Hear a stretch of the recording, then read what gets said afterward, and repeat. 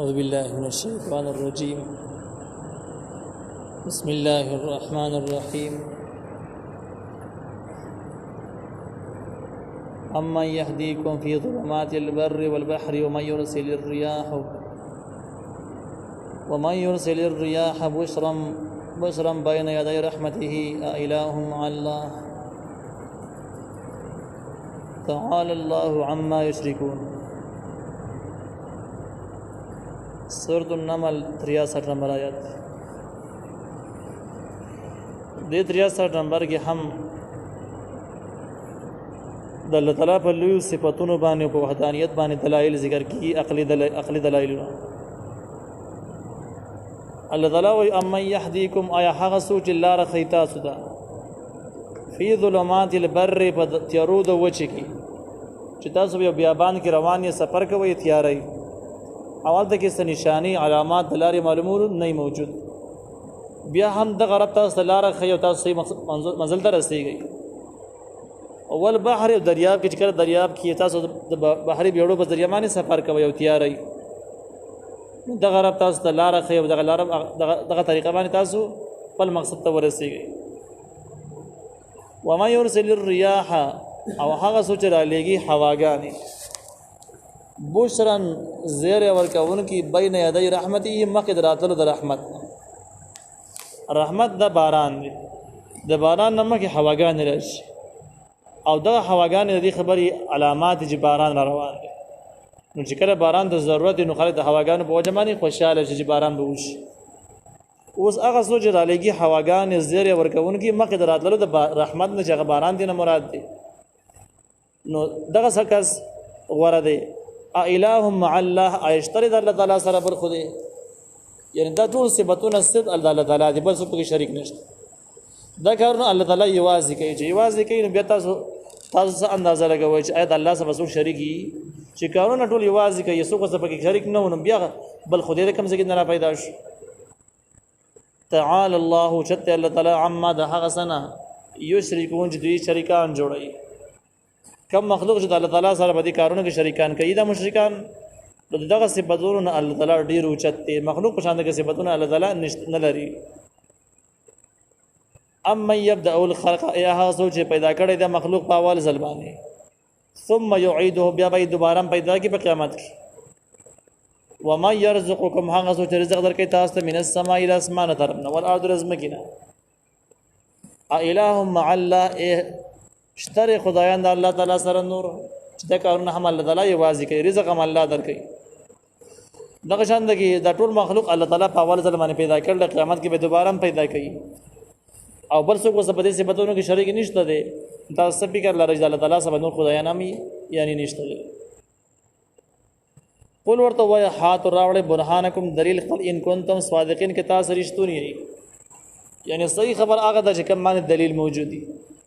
نو که تاسو دا کوم شرک ثابتوي بده کې تاسو رښتونی دلایل پیش کړئ. څه دلایل سره دي خپل دلایل وړاندې کړئ. معلومه شوه چې هغه خبره له اعتبار او خبره به یقیني چې کوم دلایل سره ثابت اس تعویل ماویل منګړت رسول الله په اس اعتبار هم نه.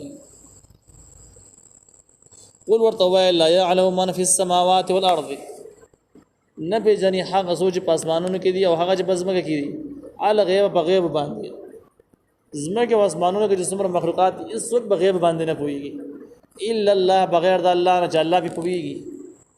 نو ذکر په ټولو کارونو بغیر باندې صرف الله پويږي بل مخلوق پويږي نه. پتا ست اندازه ولګیدل چې د بندګۍ لایق هم صرف الله تعالی دی، ځکه الله تعالی هر ټیم کې ستاره بندګۍ نه خبر دی. او چې د بل چا بندګۍ کې نو واستانه خبر سره بدنه دی، بغیر پويږي نه او ستاره بندګۍ بس ځکه نه ونیسي. نو د بندګۍ لایق هغه سره هغه ذات ته چې کوم بغیر پويږي بغیر باندې صرف الله پويږي بل څه به نه پويږي. وما يشعرون او د خلق نه پويږي ايان يبعثون چې کله به دوباره ژوند کیږي. دې خبر خلق خبر هم نه چې کله به دوباره ژوند کیږي قیامت وکړي. بل دارك علمهم في الاخره بل هم في شك منها بل هم منها عمون.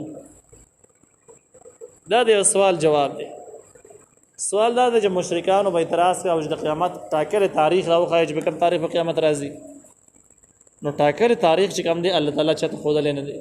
نبی رسول الله دم پته نه ولدي چې ټاکل تاریخ به کړی علامات اشته لیکن بغیر تعینی معلومات نشته چې د دې تاریخ باندې برازیل د ضرورت ټیم وي. نو مشرکان ویل چې یاره بس ته صحیح ټیم خودلې نشي نو موږ ته اندازه ولګېده چې قیامت نشته ځکه ته تاریخ نشي خودلې. نو دې ځکه کې جواب وشي چې د قیامت باره کې د خلکو نه د خلکو فکر خطا شوی دی. بل ادارک علمهم فی الاخره ادارک بل ادارک چې کوم په معنا د زوال سره دی چې د دې کې مشرکانو علم او فکر د قیامت باره کې خطا شوی دی گمراه شوی دی. بل هم فی شک منها بلکې دوی د قیامت باره کې په شک کې جراب شو کرا بنش. بل هم منها عمون بلکې دوی د قیامت نه وړاندې شوی دي. د دې آیات خلاصه دا ده چې ډېری خبرې د سشته دي چې هغه تعین چاته معلوم نه رج بری تاریخ باندې به دا کار کیږي لیکن احکارونه تاسو یې نه چکیږي. لکه د انسان مرګ دی هر څوک به دې پوهیږي چې هر انسان مري کله به مري نو ټاکر تاریخ یې چاته نه معلوم او تاسو ګورئ چې خلک مري روان دي دنیا نه روان دي. نو چې کله د یو شي ټاکر تاریخ نه معلوم نو دې خبر مطلب نشي چې دا خبره به دروغ دي سي بکیږي نه بلکې تاریخ به نه معلوم د کار بیا هم کیږي. نو دومره شوه چې بس نبی عليه السلام د پر علمي غیب ثابت نشوي علمي غیب ولا نشته ټاکر تاریخ ته الله نه د قول درې نه دی پیژني هم نه چې کم تاریخ وي خو ردی ته معنا اس کله کې دی نه چې کله ټاکر تاریخ نشته دی نو قیامت راتل دي هم دروغ شي دا خبره نه ده. دا آیات کومه خلاصه ده شو لکه دا مثال تاسو ته وایي چې انسانان مري مرګ یقیني شی دی خو ټاکر تاریخ هیڅ ته معلوم نه دی.